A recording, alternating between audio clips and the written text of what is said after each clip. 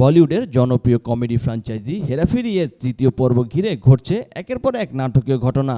একসঙ্গে বহু দর্শককে হাসির বন্যায় ভাসানো অক্ষয় কুমার ও পারেশ রাওয়ালের বহু বছরের বন্ধুত্বে এবার দেখা দিল ফাটল। আর সেই কারণেই খবরের শিরোনামে উঠে এলেন এই দুই জনপ্রিয় অভিনেতা। চলতি বছরের শুরুর দিকে হেরাফেরি 3 এর শুটিং শুরু হলেও কিছু অংশে দৃশ্য ধারণের পরে সিনেমা থেকে সরে দাঁড়ানোর সিদ্ধান্ত নেন পারেশ রাওয়াল।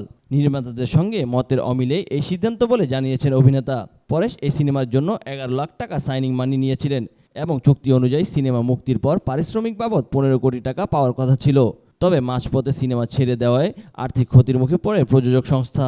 ভারতীয় সংবাদ মাধ্যমের খবর অনুযায়ী পরেশের এই সিদ্ধান্তে ক্ষুব্ধ হয়ে অক্ষয় কুমারের প্রযোজনা সংস্থা অভিনেতার বিরুদ্ধে 25 কোটি টাকার আইনি নোটিশ পাঠিয়েছে।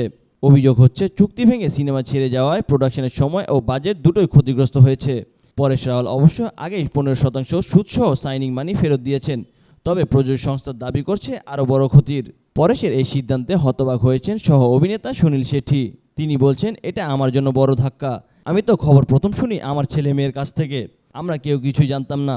পরিচালক প্রিয়দর্শন জানিয়েছেন, আমরা পরেশজিকে নিয়ে প্রোমো শ্যুট করেছিলাম। হঠাৎ করেই তিনি যোগাযোগ বন্ধ করে দেন। আমরা মিডিয়া থেকে পুরো ব্যাপারটা জানতে পারি।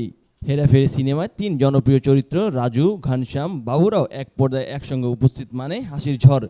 সেই ত্রয়ীর একমুখ বাদ পড়ায় মন খারাপ ভক্তদের। 2000 সালে মুক্তিপ্রাপ্ত হেরাফেরি এবং 2006 সালে ফির হেরাফেরি সিনেমা দুটি বলিউডের অন্যতম জনপ্রিয় কমেডি হিসেবে বিবেচিত। দীর্ঘ 19 বছর পর আসছে ফ্র্যাঞ্চাইজিটির তৃতীয় পর্ব।